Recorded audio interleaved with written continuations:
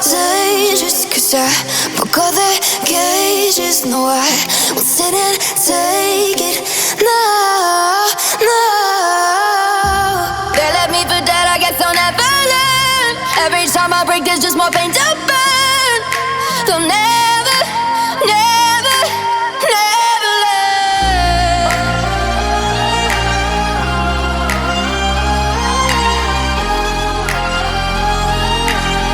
Till the battle's won, till kingdom come.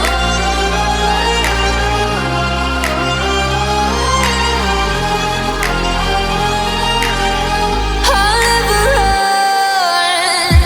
Best to give me your loyalty, 'cause I'm taking the world, you'll see. They'll be calling me, calling me. They'll be calling me royalty. Best to give me your loyalty, 'cause I'm taking the world, you'll see. They'll be calling me, calling me. They'll be calling me royalty.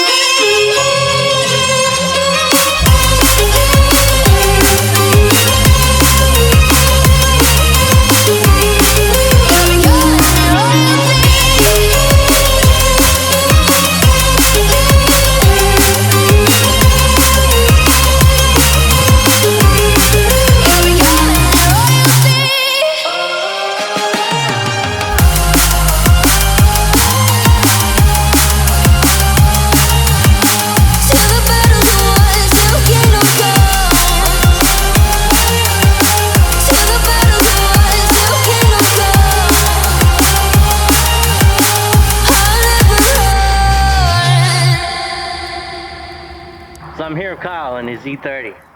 How's it going, Kyle? Same old. Same old, E30, same old? problems, no money. Beamer life? Yeah. Awesome. Is what it is. So why don't you tell me how you got your hands on an E30?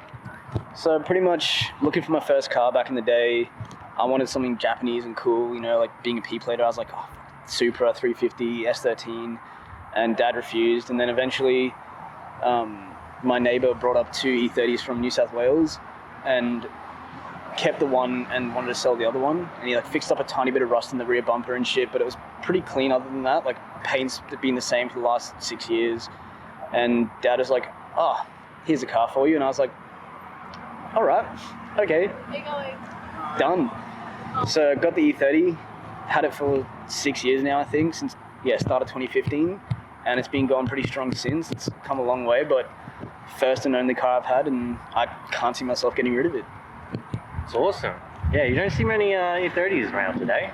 Yeah, I mean, I spot a few because, like, you know, I've got an eye for it. Like, I'm always like, fuck, E30, but it's definitely less common than most other cars you see, obviously, but it's always good seeing one. Well, in terms of mods, what have you done with it? So pretty much when I first got it, being a P-plater, I was like, lower it, do some wheels and other cool, like, cosmetic shit.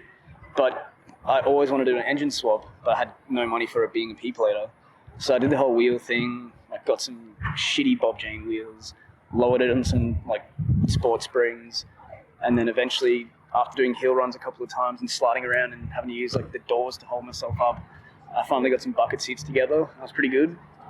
And then I had that for a few years. Eventually had a friend that was selling these wheels here and a set of coilovers, like brand new, just ended up selling his E30. So I was like, done, I'll grab that. So bought the wheels and coil setup off him, everything brand new. So I had that for like, I don't know, since like 2018 maybe. And then straight parked it, obviously being a P-plater. Got to have a noisy fart cannon somewhere in your life. And it was a lot of fun. Like, I really loved it as it was, but I still missed, or like wanted that lack of power gone. So finally got my shit together in 2019, started putting some money together, and then bought all the swap components, like sourced everything through someone on the south side that's big in the E30 community. Got everything together and then chucked it on jack stands and started doing the swap. Took us about 8 days, give or take, working on a night after work until like midnight, 2 a.m. every night. And got it done pretty quick because, you know, like, thankfully being a BMW to BMW swap, although like years apart, a lot of parts were pretty interchangeable, I guess. Like E36 engine arms mount onto the E46 motor and into the E30 engine bay, E34 sump, E36 gearbox and drive shaft, all that kind of jazz.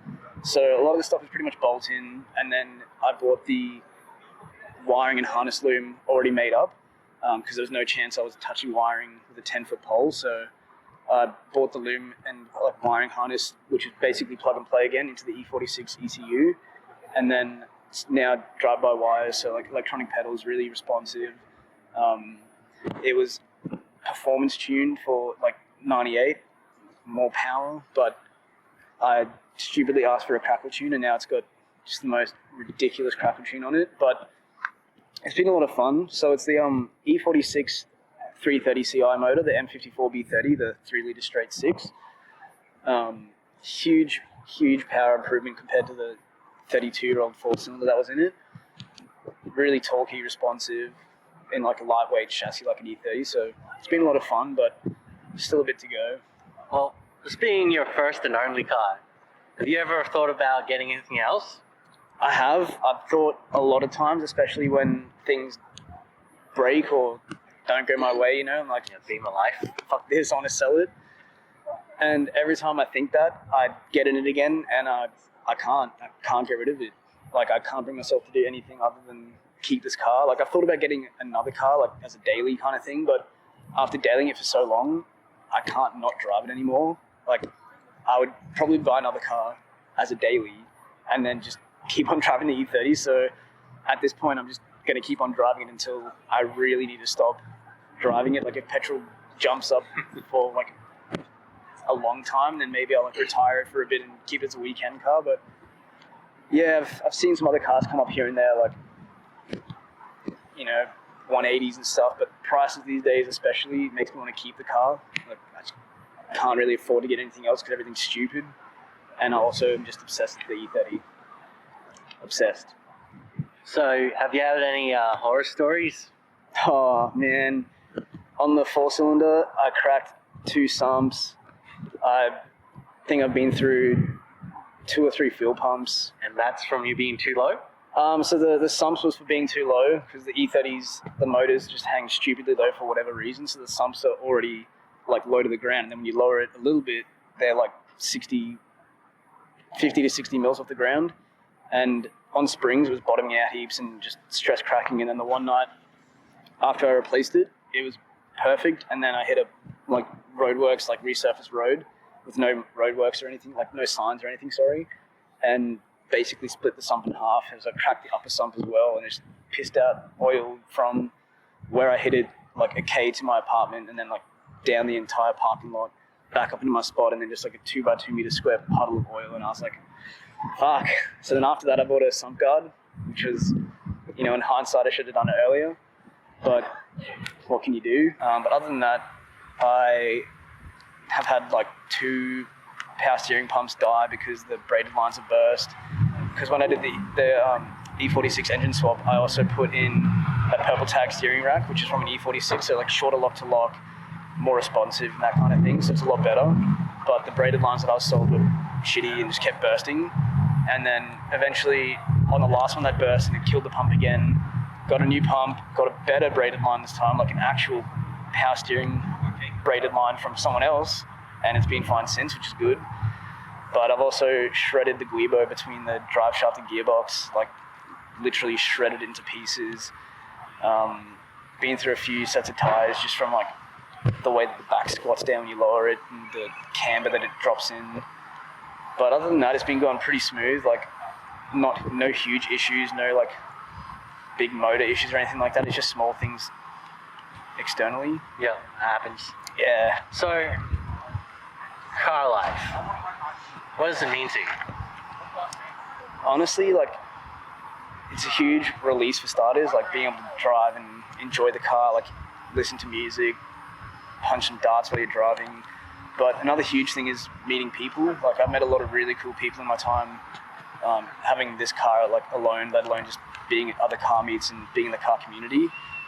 There is obviously a lot of toxicity in the car community, but you do find the odd people here and there that are just really good people. And thankfully this year I've met a few really good people and have had a pretty good year so far thanks to them. But that's the main thing for me, is just enjoying the car and then the people that you meet. Well, so thank you for your time. Oh, thank you for having me.